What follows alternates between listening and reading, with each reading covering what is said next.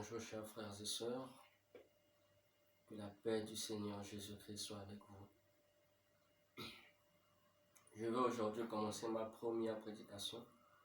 J'ai choisi un thème par la grâce de Dieu.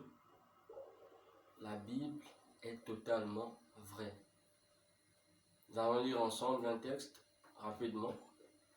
Vous connaissez ce texte, c'est l'un de mes passages bibliques préférés. Jean 1, verset 1. Quand j'étais tout petit, quand on me demandait, tu connais la Bible? Oui. C'est un passage, Jean 1, verset 1. Au commencement était la parole était avec Dieu et la parole était Dieu. C'est simple. Mais ce passage nous donne une interprétation ou plusieurs. Tout dépend de celui qui se tient sur la chair pour présider, pour prêcher. Alors, ça c'est le thème qui est rattaché directement. C'est le verset qui est rattaché directement au thème. Je vais vous aider, ou ensemble avec vous à travers ce message, nous allons comprendre pourquoi la Bible est un livre totalement vrai. Y a-t-il de fausseté? On va voir s'il n'y a pas de fausseté. Ensemble. Mais déjà avec le thème, vous avez une idée. Nous allons prier. Père éternel, Dieu Tout-Puissant, au nom de Jésus, je viens au-devant de toi. Seigneur, merci pour la vie que tu me donnes. Merci pour la vie que tu donnes à mes frères et sœurs qui vont me suivre à travers cette vidéo qui sera diffusée ou rediffusée. Seigneur, que ce message bénisse toutes les personnes, qu'ils soient chrétiens ou pas, et fais-leur sortir de l'ignorance à travers ce message. Seigneur, que tout l'honneur et la gloire te reviennent. Au nom puissant de Jésus-Christ, j'en suis prié. Amen. La Bible est totalement vraie. Ok. Avant de commencer, je pourrais peut-être oublier, mais je donne les 5 thèmes que je vais aborder par la grâce de Dieu. Je vous demande d'être plus connecté ou encore de vous abonner afin que lorsqu'il y a une notification, vous ayez toutes les informations possibles. Le premier thème, il y a 5 thèmes. Les premiers thèmes que je vais prêcher. C'est très important. Et ces thèmes que je vais aborder vous permettent d'avoir une vision globale sur la parole de Dieu. Cela va vous apporter une lumière sur votre façon de voir, votre façon de lire la parole de Dieu. Ça pourra même vous aider dans vos prières. On ne sait pas toutefois comment prier. Mais si les apôtres, par exemple, sont venus voir Jésus en disant « Maître, apprends-nous à prier comme Jean-Baptiste le prophète a prié à ses disciples », ça veut dire que même dans les choses de Dieu, dans la spiritualité, il y a des choses qu'on apprend. Est-ce que vous comprenez? Le premier thème, c'est « La Bible est totalement vraie ». Le deuxième thème que je vais aborder, peut-on étudier la Bible? Comment lire et méditer la parole de Dieu? Le troisième thème, pourquoi encore le Saint-Esprit ou Esprit Saint de Dieu, alors que dans l'Ancien Testament, on parlait tout juste de l'Esprit de Dieu. Vous voyez par exemple Ézéchiel qui dit « L'Esprit de Dieu m'a enveloppé, l'Esprit de Dieu m'a transporté ». Vous voyez un peu. Ou par exemple, Saoul fut saisi par l'Esprit de Dieu. Mais pourquoi aujourd'hui on parle plus tout court de l'Esprit de Dieu? On parle du Saint-Esprit ou l'Esprit Saint de Dieu. Quatrième point que je vais aborder, c'est une prédication aussi, pour d'autres enseignements. Qu'est-ce que la parole de Dieu? Et les 7 trésors de la parole de Dieu. Je vous assure, soyez abonnés. Vous allez connaître toutes ces choses. Et votre vie aura une évolution sur le plan spirituel. Parce que sur le plan spirituel, dans le monde spirituel, les ignorants, c'est tout ce qui sont en bas. Mais ceux qui ont la connaissance, c'est ceux qui montent, ceux qui évoluent. Le 5e thème, comprendre les promesses de Dieu. Je me suis aperçu par la grâce de Dieu que nombreux ne connaissent pas précisément les promesses de Dieu pour leur vie, ne connaissent pas ou ne comprennent pas les promesses de Dieu. Est-ce que les promesses de Dieu se réalisent ou pas? Ou nous sommes ignorants de la réalisation ou l'accomplissement des promesses de Dieu dans notre vie. Ça sera un thème, soyez là s'il vous plaît. Par la grâce de Dieu, que Dieu vous donne un forfait internet, que Dieu vous donne des finances au nom de Jésus-Christ, afin que vous ayez de quoi pour payer le crédit, pour payer l'internet. Je pourrais faire cela encore, lire ces thèmes à la fin, mais j'ai préféré le lire au début pour attirer déjà l'attention de tout le monde, comme c'est ma première vidéo. Ok.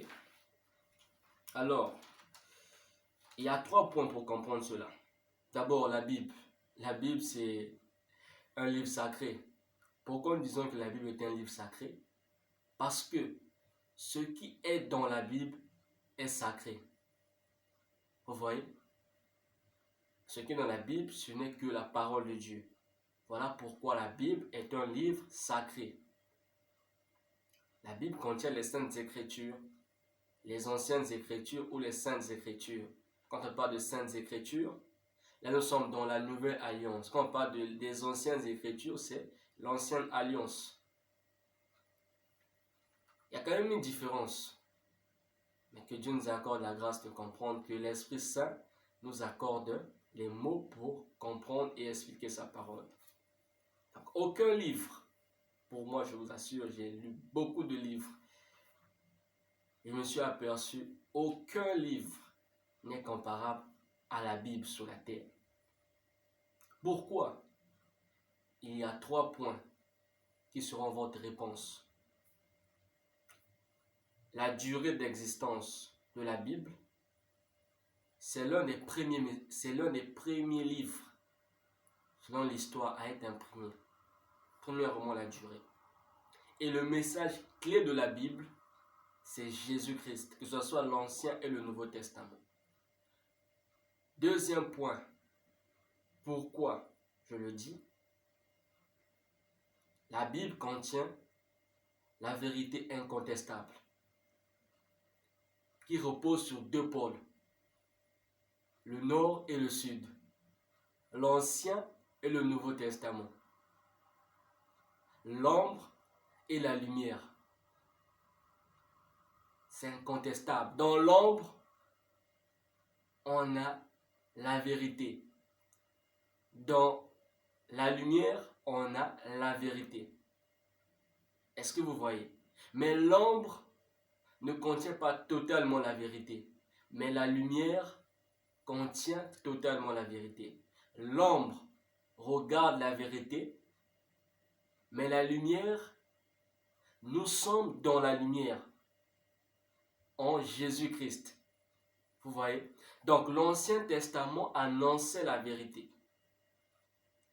Mais dans le Nouveau Testament, nous avons la vérité.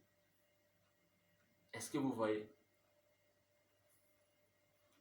Dans l'Ancien Testament, c'était la loi. Mais dans le Nouveau Testament, c'est la vérité et la grâce venue par Jésus-Christ. Le 3e point qui répond à cette question, pourquoi aucun livre n'est comparable?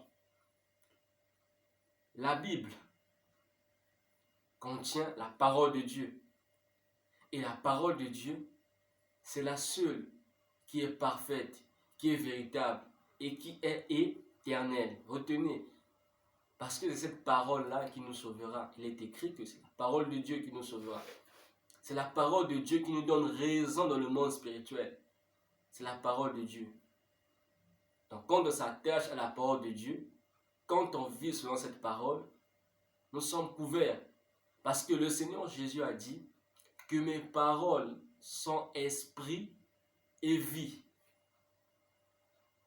Donc la Bible contient la parole de Dieu qui est écrite. Voilà. Donc, qui se manifeste par la puissance et des révélations. La parole en elle-même est une révélation, mais cette parole a donné naissance à plusieurs révélations et à la puissance de Dieu. Il n'y a pas de puissance de Dieu sans la parole de Dieu. Il n'y a pas la parole de Dieu sans la puissance de Dieu. Quand nous voyons la puissance de Dieu, c'est Dieu qui s'exprime par sa puissance. Quand nous voyons la parole de Dieu, c'est Dieu. Quand on entend la parole de Dieu, c'est Dieu qui parle, mais sans manifester sa puissance. Mais quand il y a la puissance, Dieu ne parle plus. Mais c'est sa puissance qui parle. Donc, la parole de Dieu agit par des révélations et par la puissance. J'espère que vous êtes avec moi, vous n'êtes pas perdus. Donc la Bible, cette Bible-là, on a l'Ancien et le Nouveau Testament. Vous voyez? Toute la Bible contient l'histoire de Jésus-Christ, de l'Ancien Testament tout comme du Nouveau Testament, mais sous plusieurs formes. Ok. Donc, c'était un assemblage de plusieurs livres, plusieurs écritures qui ont été rassemblées. Les écritures écrites par des hommes envoyés par Dieu, pas par leur propre intelligence, leur sagesse, mais conduits par l'Esprit de Dieu pour écrire. Ce n'est pas une invention des hommes, c'est Dieu. Parce que ça semble des écritures inspirées par l'Esprit de Dieu, que nous appelons la Bible. Si nous rentrons un peu dans l'histoire, on va dire un peu beaucoup de choses. Mais c'est aussi une réponse aux musulmans, par exemple, qui pensent, je ne leur critique pas, que la Bible est venue des hommes. Non. Il faut d'abord lire la Bible. Vous allez comprendre que non, ce n'est pas venu des hommes. Ça, il y a quelque chose de divin, une pensée qui vient de Dieu. Aucun homme ne peut s'asseoir comme ça et écrire la Bible s'il n'est révélé par l'Esprit de Dieu. Donc, vous devez savoir que par exemple, eux-mêmes qui parlent, voilà, que leur prophète a reçu le Coran comme ça. Non, ça a été rédigé. Ça a été rédigé. Mais je ne critique pas, je fais juste référence à l'histoire. Je ne sais pas si leur Bible est totalement vraie. Mais avec leur livre est totalement vrai. Je ne sais pas si leur livre sacré. Mais ma Bible est totalement vraie. Je parlerai de la Bible. Et je vais prouver avec la parole de Dieu que cela est vrai. Et si vous comprenez déjà, que Dieu vous bénisse. Alors, par exemple même, pour votre information, le plus ancien manuscrit, si tout le Coran est venu comme ça, le plus ancien manuscrit, par exemple, du Coran a été découvert au Royaume-Uni. Mais est-ce que le Royaume-Uni, par exemple, a un lien avec l'Arabie Saoudite? Parce que le prophète provient de là-bas, le prophète Mahomet. Non. Ça veut dire que quelque part, c'était rédigé là-bas. On a trouvé un manuscrit là-bas, le plus ancien. Ah, c'est sur Internet si vous cliquez. Cette femme-là, c'était une Anglaise, non, une Italienne,